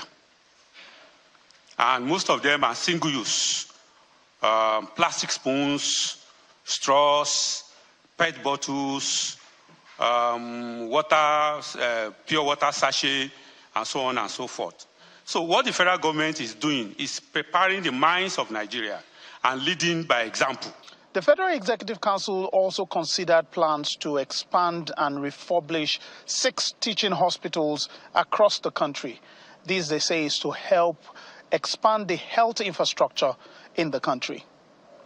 From the Presidential Villa, Lanre Lasisi, Channels Television News. Oh, yes, indeed. We've got Dr. Isiaq Salako here with us, Minister of State for Environment. Good morning. Thank you for coming on today. Thank you very much for having me. Well, I know the key part of that report is when you were highlighting the policy about this single-use plastics. It actually got several people thinking, What is government's approach? I mean, how is this going to work if you say you want to lead by example? Is it the right approach, the right steps to take? So give us that background now. What kind of considerations went into this before you came up with this announcement? Once again, thank you for having me. I think that we all realize that solid waste, particularly those generated from our domestic activities, is a major challenge for us in Nigeria. Our streets are littered, our drains are clogged, our markets are dirty, essentially from domestic solid waste. And if you do an analysis, you see that plastic also forms a major part of that. If you also look at the life cycle of waste management, one key aspect of it is reduction in the amount of waste you generate. And reducing means that you then have to look at all the kinds of waste you generate, and those you think there are alternatives that can be eliminated, you eliminate them. Again, I must also let you know that there's already a global movement which is going to come up with a treaty in 2025 to enforce the way we use and produce plastics. And Nigeria has been part of that negotiation. So we must start preparing at our country level in terms of taking a second look on the way we currently use. So what do we have in place to ensure that this decision stands? Now, you see that what we have started in a very gradual manner. I don't know whether you are aware that in January this year, we piloted this ban within the Federal Ministry of Environment, all departments, all agencies of the Federal Ministry of Environment. And today, if you come to the Federal Ministry of Environment, you do not see us using single-use plastics again. We have procured water dispensers for our people. We have encouraged people to get water bottles. Those we can give water bottles to, we did. So that everybody can bring water from home or fresh water from water dispensers. So that is a ready alternative. And a lot of people are already practicing it. If you go to the UN headquarters in Nigeria today, they've been doing this for years. So it's not as if something that is not possible. So we've decided to start from the Federal Ministry of Environment. Now we've scaled up to all federal MDAs. We're hoping that we can also engage the state levels. They also scale up to all state ministries and agencies. And by the time you look at that population, it's going to be significant. Those are going to form a nucleus of champions in our country. Whereas I am not saying that in January next year, we're going to ban single-use plastic, but we must start preparing our mind for that. And we feel that starting from that level is a very good way to test run it, to learn it, and then to see what areas that we need to readjust to it. I'm glad that, to be very honest, when I heard it, I thought this is rather bold. And I'm really very, very curious as to how this is going to be implemented. I'll be very honest with you. I pray that it succeeds. And I wish you the very best. I'm glad that you are championing this, and you say that you've already started in the Ministry of Environment. You've given examples of other international agencies that are using it. But I know for certain that right now we have a problem in a country where, as you've just mentioned, potable water is a major issue. There are no taps that people can just go to and drink, as we see in many other places. So even when, as you have encouraged your members of staff to drink from the dispenser or to bring water from home, it can be a bit difficult or tricky when you have visitors. So in that sort of situation, what are you looking at, and how do you think this is going to happen for ministries, departments, and agencies who are always organizing programs and will need to, at least make water available in those programs, even if they do not give, how will I put it now, bottled water. If they put a dispenser there, there will still be cups that must be used, and oftentimes these cups are made out of plastic.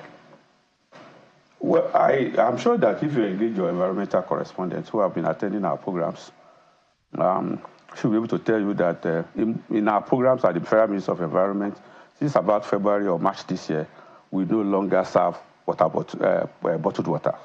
We bring our water dispensers, we provide paper cups, and our staff comes with their water bottles to fresh water to drink.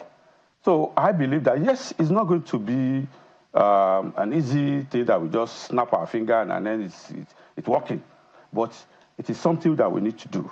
And there are alternatives all over the place. Now there are biodegradable plastics, and then that is also, we create opportunity for investment in that area. Then water is also being packaged in bottles. Those are alternatives that we can also continuously evaluate and look at how to take advantage of it. So I believe that, generally speaking, we need to start. And just like it's a journey of 1,000 years, start with one step. Once we start like this, we gradually, and what we have just done is not to start in a scale that will overwhelm us. So we have started small and gradually we're upscaling it. And I believe that if you look at the population of civil servants in Nigeria, for example, federal civil servants are about 700,000. If you add that to state civil servants, when they come on board with us, at the end of the day, you're having about 1.5 million Nigerians who are persuaded and who are doing this. Even if it's half of them that are doing this, they are a champion for it. In my house, as an example, as a result of the decision at the ministry level, I had to also dovetail it to my house, and I no longer use single-use plastic in my house. We don't know if those 700,000 do the same thing in their houses. Yes, in the offices, maybe. I said that maybe if it's half of them that is doing it, okay. It's still something significant that we can continue to push, and gradually we can focus and elevate and scale up on the implementation of this kind of thing. Well, I believe it's something we need to do. Indeed, the awareness, the fact that the awareness alone is coming from government, and government is willing to lead by example on this particular instance, might challenge many people to look inwards and see how it is that they too can reduce that. But would you be also implementing, and much later, first and foremost, I want to know if there's a start date for this. Was it with immediate effect, what was decided at FEC for the ministries, departments, and agencies? I think that we will still need a few weeks to because first we need to circulate the framework for implementation. Since the policy, the pronouncement from FEC, a lot of people have approved. How do we go about this? How are we going to implement it? So we have decided to now do an implementation framework to advise MDAs on how they're going to go about it. So that will take a few weeks to do. And once we're able to do that, we will then come out and announce the start of the implementation. When will the ban effectively take? At what point, when precisely do you think this ban will take effect? Because when people hear an announcement, they always think that it has taken immediate effect. It doesn't take immediate. Usually, ESCO decisions like this, first the SGF has to circulate a circular around the MDAs. The announcement on TV is not enough. So the circular must be circulated, and again, we are going to do a framework. So I will say that within the next 4 weeks max, we should be able to start the implementation. So, yeah, I'm wondering, what is the FG's strategy to communicate this or ensure that those who actually sell products with all of these plastics get the memo and comply? Well, the memo for now is targeted at civil servants, and it's restricted within the offices. So the memo is going to be circulated to all MDAs. We're going to advise them how to go about it in terms of what kind of structure they need to put in place, and then what kind of infrastructure they need to provide to support the implementation of that policy. So that is the way it's going to be for now. So at the end of the day, since it's not a nationwide ban, we're going to be doing sensitization and preparing the minds of Nigeria. Well, eventually something will come. Okay, something will come. Are you also beginning to prepare the minds of companies that this is something? I mean, we are already starting this. This is something that could eventually, take place, and maybe that they too should start exploring the alternatives. Absolutely. So it doesn't hit them all of a sudden. Absolutely, absolutely. I can tell you that there has been continuous engagement even before I became minister over this.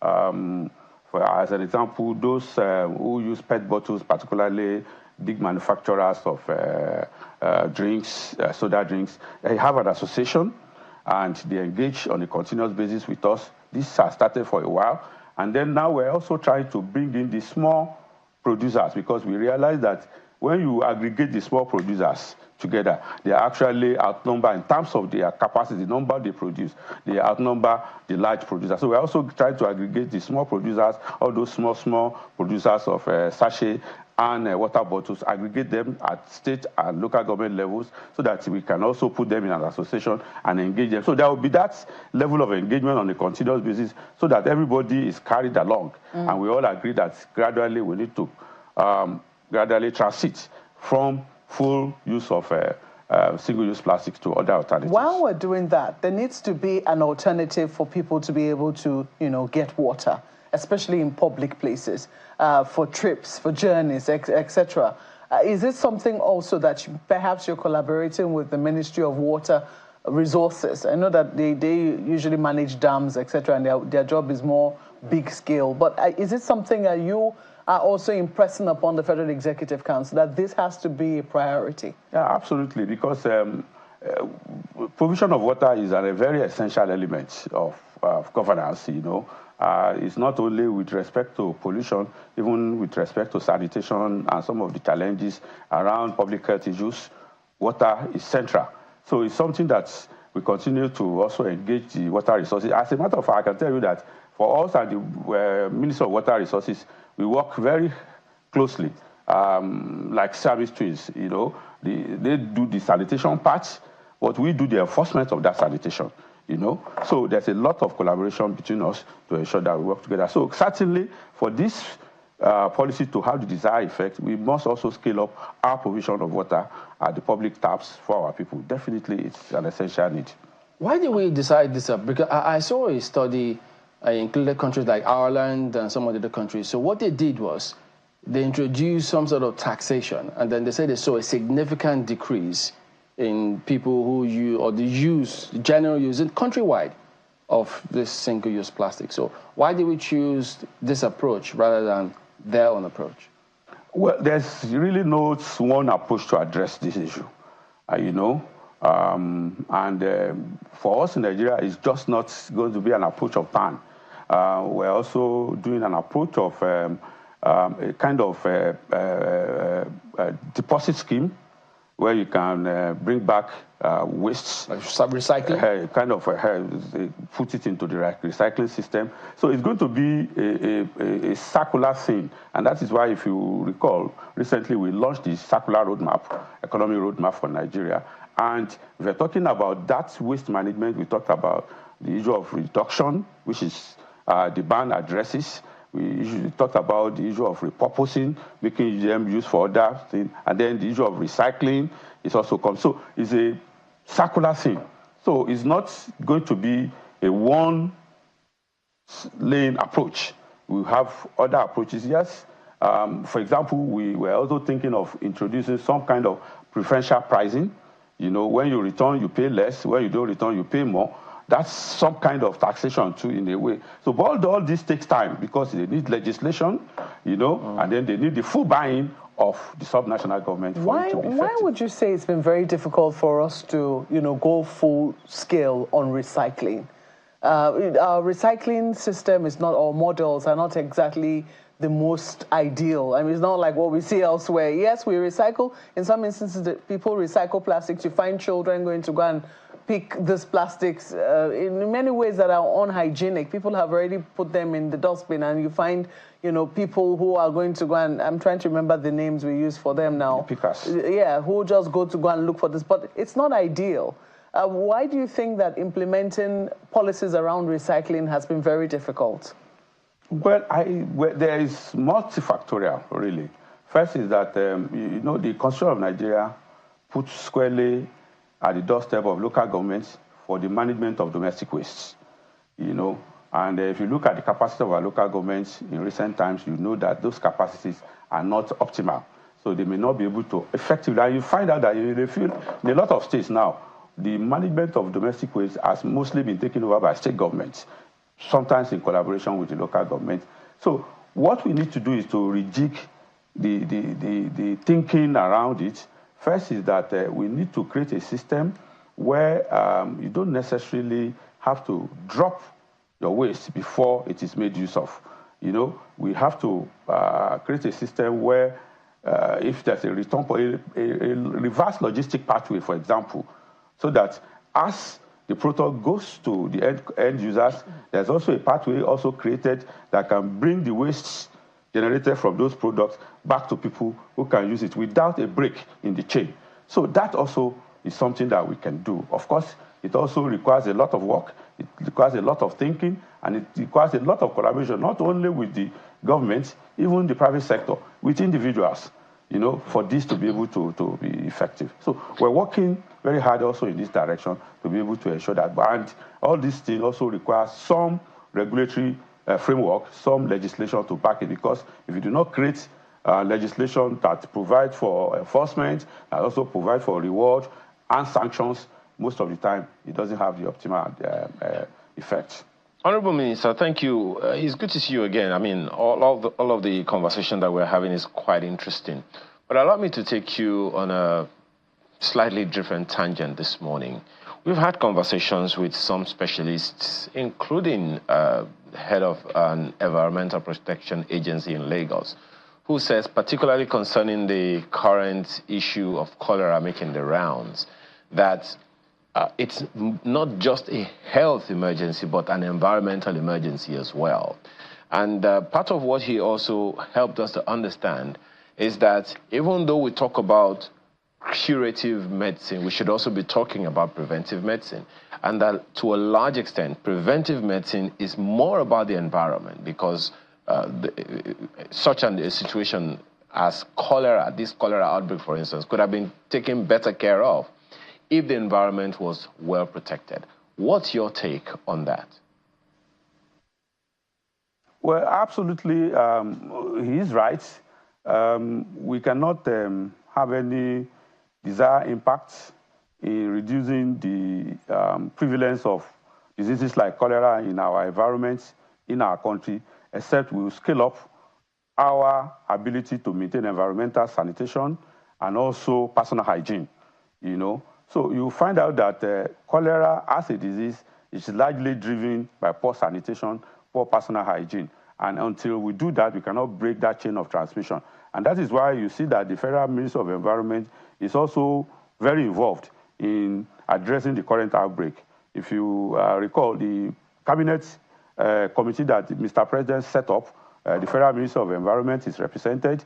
The Emergency Operations Center that is being operated at the national level by the NCDC, the Federal Ministry of Environment is part of it, and at the state level too, state ministries of environment are part of it. So we need definitely to scale up our level of sanitation, provision of potable water, improvement in personal hygiene, if we are going to have any desired effect in diseases like cholera, including other waterborne and sanitation-driven diseases, gastroenteritis, meningitis, and so on and so forth, polio, so all kinds of diseases like that. Well, in that same light, Honorable Minister, there are those who would wonder, we knew that this was going to happen. The DG of the NCDC made that clear, that this is not something we're hearing for the first time. We knew it would happen. It happens every year. What are the things that we could have done to prevent it? Because essentially we're talking about preventive medicine here. It would seem like indeed we have abandoned preventive medicine for curative medicine. Well, first let me say that cholera is a disease that we may not easily be able to eliminate from our society.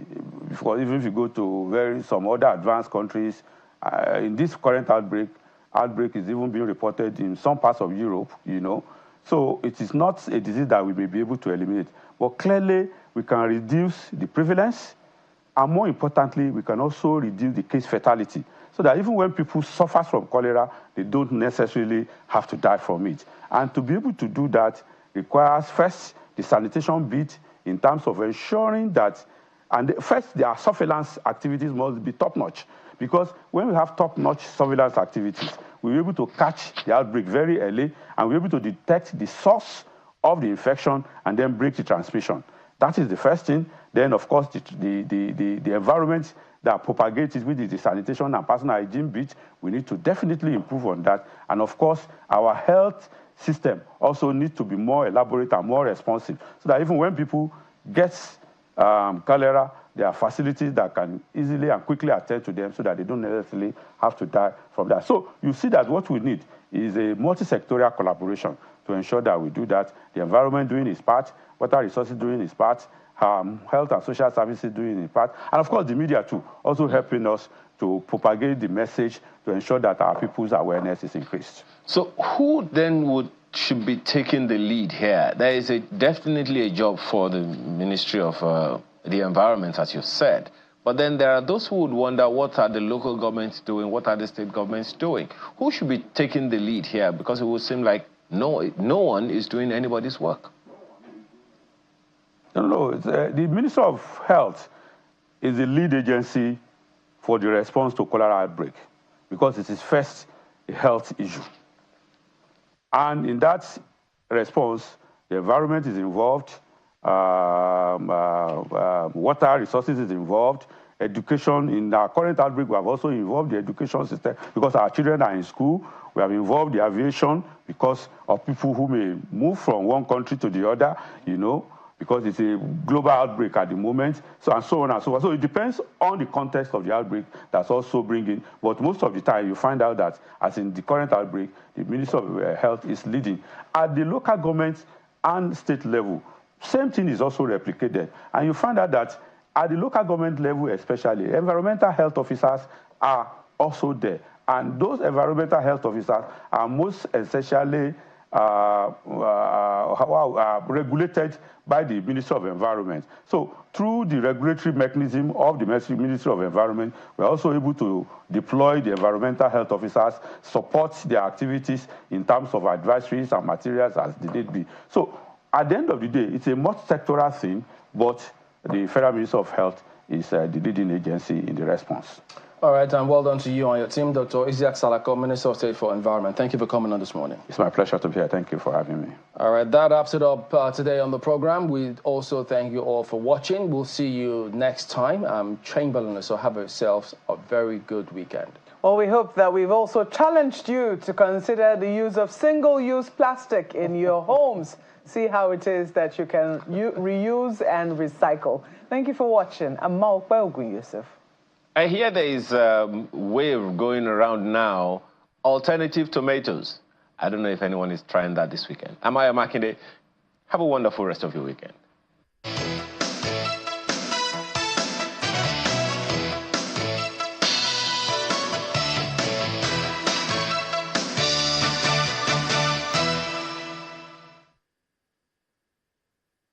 The following is a paid presentation by ShopX TV. Tired of pans that scratch and stick? Or cookware that takes up valuable space in your kitchen?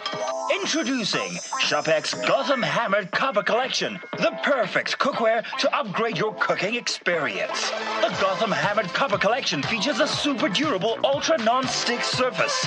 Eggs stick to other pans, but with the Hammered Copper Collection, they slide right out. Incredible! It's oven safe, up to 500 degrees. Any recipe can be made in these pans, and then it wipes clean with ease. Make mouth-watering jollof rice or even fluffy pounder with ease, because nothing sticks. I needed a cookware to keep up with me. The